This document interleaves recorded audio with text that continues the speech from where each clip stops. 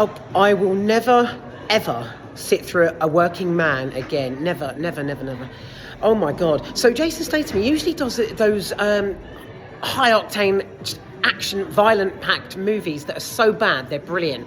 This was so bad, it was absolutely abysmal. I didn't need that today at all. I thought, going to the cinema on a bit of a hangover, this would be the perfect remedy. It wasn't. Okay, so... Firstly, from the beginning, I was bored. Probably like 8 to 10 minutes in. Michael Pena is part of the cast, and his character, Jason Statham's character's boss. You see, I don't know their names because I was that uninterested. Seriously, I don't know the characters' names. Anyway, so Jason Statham's boss, his daughter gets kidnapped, basically. And when Jason Statham turns up in their office and they tell him, Michael Pena's like, it's an appalling display. It's really badly done, even for him.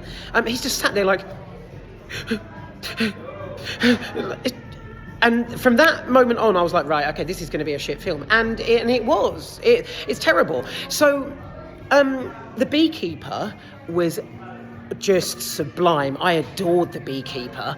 It was one of those. It was just non-stop. It was like a male Kill Bill, and I loved that. But this was far from it. So I'm not going to go too much into this film. It does not deserve my time. So let me think. His boss's daughter who gets kidnapped. She fucks off basically. So she gets kidnapped, but then the movie it shifts to all, like, the relationship between Jason Statham and all the bad guys. I say bad guys. You've got two fucking clowns, the sons or nephews of this mafia boss. They pop up in their like kind of. Like an alternative, not tracksuits. If this was filmed in Britain, they'd be tracksuits, just like vile fucking costumes.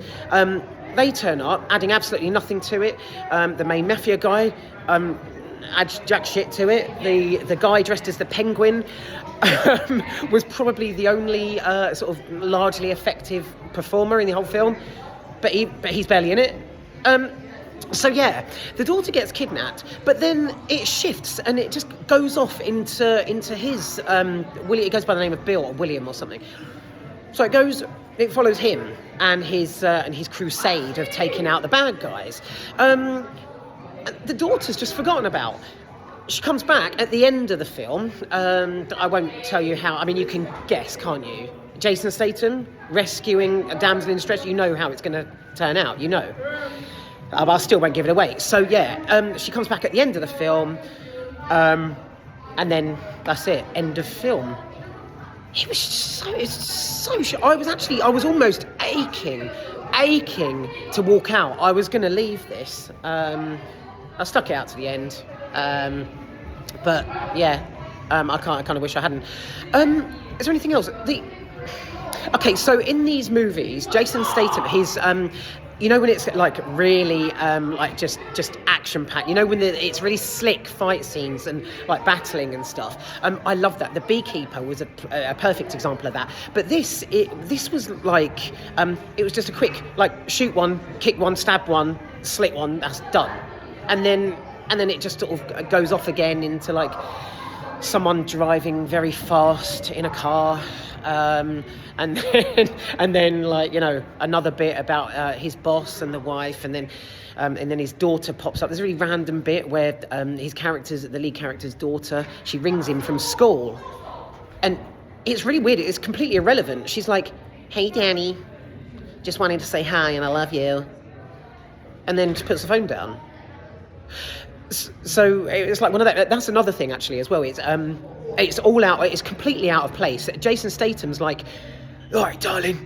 Yeah. I've got your back. I'm looking after you. Okay, Daddy. It's my birthday today. Remember? Yeah, darling. Yeah." It just doesn't go. Do you know what I mean? Yes, a British man can live in the States, obviously, but none of it fits. It's so incredibly disjointed and lacking in action. This film that it actually pissed me off. Royally. So yeah, that's that. I think the only thing I took away from A Working Man was it's okay to leave your head unshaven for a week or two. Because Jason Statham, he's a bit like me, like not much on top or none on top, and just hair around the side, and he lets it sort of grow. Forgive me, I've got nothing else to comment on, but yeah, he's sort of getting a bit hedgehoggy around the sides. So yeah, that's cool. I don't have to shave every other day now. Anyway, what can I say? Him as he produced this. It came up at the beginning, produced by when the music's like, dum dum da da da, dum dum. Oh God, here we go. Produced by Jason Statham and Sylvester Stallone, who I have to say there's a scene in the film actually where he's starting to look a bit like Stallone. I think they're hanging out a bit too much. What the hell were they doing? What were they thinking? I mean, even there's even a scene where someone jumps through a glass door, and it's utterly ridiculous. The editing, they slow it down, so the person's like, and they sort of the jump goes in slow mo, and then they just carry on falling through the glass door. It's like there's just. Yeah, I didn't need this today. It's really not for me. None of the characters, none of the backing characters either. The two kidnappers, the female, she, the actress, she puts her all into it, but there was nothing. There's no. I didn't get anything. There was no substance there. She didn't win me over. There was no one engaging enough. I think the only person worth watching it for was what's it? I'm trying to think. Was there anyone worth watching it for? Probably the guy with the long hair, the Russian guy. Oh, hang on, they're all Russian. But the one with the long hair, sitting in the nightclubs and stuff. I don't. Oh, that's another one. The casting. I swear, I haven't Googled it yet. This film, but Ricky Champ. I think that's his name, Ricky Champ. Has he been in EastEnders? I think he has. And he's in a BBC sitcom, Him and Her. Plays the brother of Russell Tovey's character, I think, and that was really fucking random. When you see someone from a British soap opera in a Hollywood, no, I'm not saying blockbuster, in a Hollywood attempt, that was strange, very, very strange.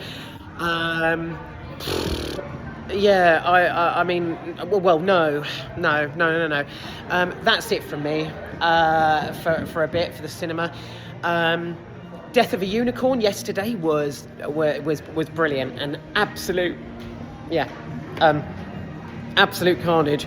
And you see, you might have seen my clip of that anyway. But yeah, that was brilliant. Today was appalling. But yeah, I think the main reason I'm really sorely let down by Working Man is because Jason Statham's action films, where he goes about doing a male Uma Thurman, they're usually fantastic, absolutely fantastic. The Beekeeper, I was one of those ones where I couldn't go to the toilet. I was desperate for a piss, couldn't leave the auditorium because it was that that gripping. A Working Man, no, not even a work in progress. That was my best attempt at a play on words. So yeah, no. This wasn't worth walking down to the cinema for. It's not even worth staying on your sofa and picking up the remote control for. Don't give this the time of fucking day. No way. I would have preferred to go and see Minecraft, I think. Strangely.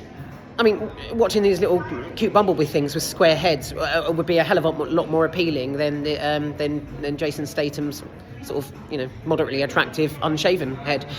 But yeah, absolute no-go. No way.